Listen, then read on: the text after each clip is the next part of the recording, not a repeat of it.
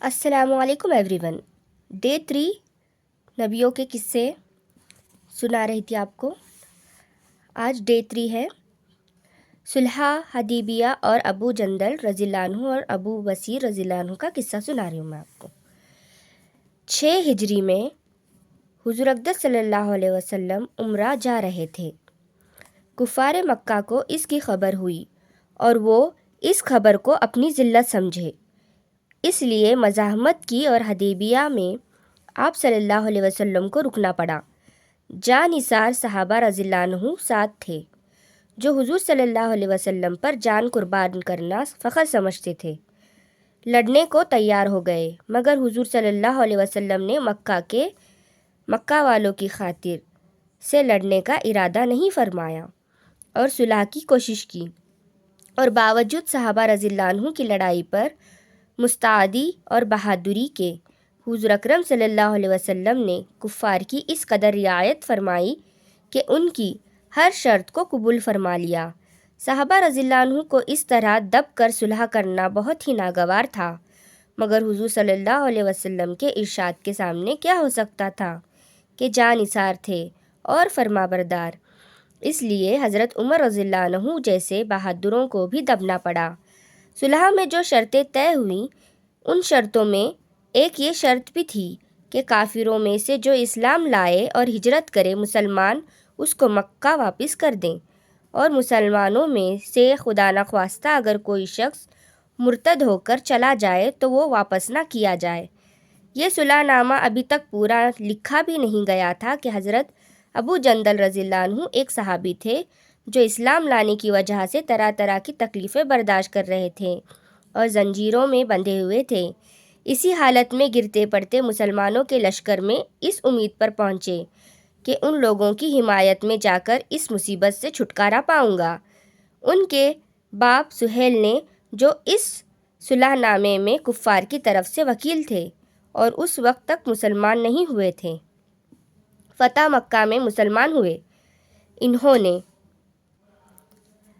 صاحبزادے کے تماچے مارے اور واپس لے جانے پر اصرار کیا۔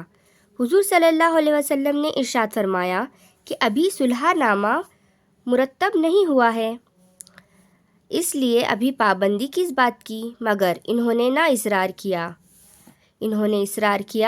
پھر حضور صلی اللہ علیہ وسلم نے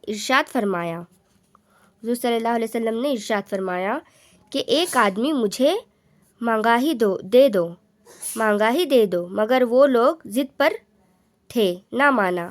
ابو جندل رضی اللہ عنہ نے مسلمانوں کو پکار کر فریاد بھی کی کہ میں مسلمان ہو کر آیا اور کتنی مصیبتیں اٹھا چکا، اب واپس کیا جا رہا ہوں۔ اس وقت مسلمانوں کے دلوں پر جو گزر رہی ہوگی اللہ ہی کو معلوم ہے، مگر حضور صلی اللہ علیہ وسلم کے ارشاد سے واپس ہوئے۔ حضور صلی اللہ علیہ وسلم نے تسلی فرمائی اور صبر کرنے کا حکم دیا اور فرمایا کہ عنقریب حق تعالی شانہ تمہارے لیے راستہ نکالیں گے۔ صلح نامے کے مکمل ہو جانے کے بعد ایک دوسرے صحابی ابو بصیر رضی اللہ عنہ بھی مسلمان ہو کر مدینہ منورہ پہنچے۔ کفار نے ان کو واپس بلانے کے لیے 2 آدمی بھیجے۔ حضور اقدس صلی اللہ علیہ وسلم نے حسب وعدہ واپس فرما دیا۔ ابو بصیر رضی اللہ عنہ نے عرض بھی کیا کہ یا رسول اللہ، میں مسلمان ہو کر آیا، آپ مجھے کفار کے پنجے میں پھر بھیجتے ہیں؟ آپ صلی اللہ علیہ وسلم نے ان سے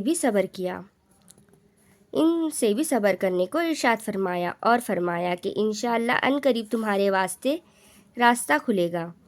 یہ صحابی ان دونوں کافروں کے ساتھ واپس ہوئے۔ راستے میں ان میں سے ایک کہنے لگا کہ یار، تیری یہ تلوار تو بڑی ہی نفیس معلوم ہوتی ہے، شیخی باز آدمی ذرا سی بات میں پھول ہی جاتا ہے۔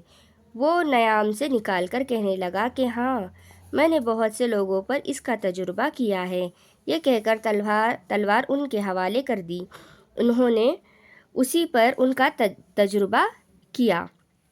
دوسرا ساتھی یہ دیکھ کر ایک کو تو نمٹا دیا، اب میرا نمبر ہے۔ بھاگا ہوا مدینہ آیا، حضور اکرم صلی اللہ علیہ وسلم کی خدمت میں حاضر ہو کر عرض کیا کہ میرا ساتھی مر چکا ہے، اب میرا نمبر ہے۔ اس کے بعد ابو بصیر رضی اللہ عنہ پہنچے اور عرض کیا، یا رسول اللہ، آپ اپنا وعدہ پورا فرما چکے کہ مجھے واپس کر دیا، اور مجھ سے کوئی عہد ان لوگوں کا نہیں جس کے ذمہ داری ہو، وہ مجھے میرے دین سے ہٹاتے ہیں، اس لیے میں نے یہ کیا۔ حضور صلی اللہ علیہ وسلم نے فرمایا کہ لڑائی بھڑکانے والا ہے، کاش کوئی اس کا معین مددگار ہوتا۔ وہ اس کلام سے سمجھ گئے کہ اب بھی اگر کوئی میری طلب میں آئے تو میں واپس کر دیا جاؤں گا، اس لیے وہ وہاں سے چل کر سمندر کے کنارے ایک جگہ آ پڑے۔ مکہ والوں کو اس قصے کا حال معلوم ہوا تو ابو جندل رضی اللہ عنہ بھی، جن کا قصہ پہلے گزرا، چپ کر وہیں پہنچ گئے۔ اسی طرح جو شخص مسلمان ہوتا وہ ان کے ساتھ جا ملتا۔ چند روز میں یہ ایک مختصر سی جماعت ہو گئی، جنگل میں جہاں نہ کھانے کا کوئی انتظام، نہ وہاں باغات اور آبادیاں، اس لیے ان لوگوں پر جو گزری ہوگی وہ اللہ ہی کو معلوم ہے۔ مگر جن ظالموں کے ظلم سے پریشان ہو کر یہ لوگ بھاگتے تھے، ان کا ناطقہ بند کر دیا۔ جو قافلہ ادھر کو جاتا اس سے مقابلہ کرتے اور لڑتے، حتیٰ کہ کفار مکہ نے پریشان ہو کر حضور صلی اللہ علیہ وسلم کی خدمت میں عاجزی اور منت کر کے اللہ کا اور رشتہ داری کا واسطہ دے کر آدمی بھیجا کہ اس بے سری جماعت کو آپ اپنے پاس بلا لیں کہ یہ معاہدہ میں تو داخل ہو جائیں اور ہمارے لیے آنے جانے کا راستہ کھلے۔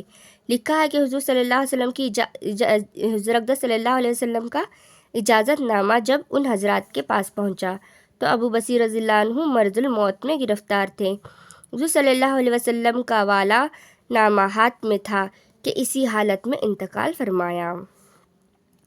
فائدہ: آدمی اگر اپنے دین پر پکا ہو، بشرط یہ کہ دین بھی سچا ہو، تو بڑی سے بڑی طاقت اس کو نہیں ہٹا سکتی، اور مسلمان کی مدد کا تو اللہ کا وعدہ ہے، بشرط یہ کہ وہ مسلمان ہو۔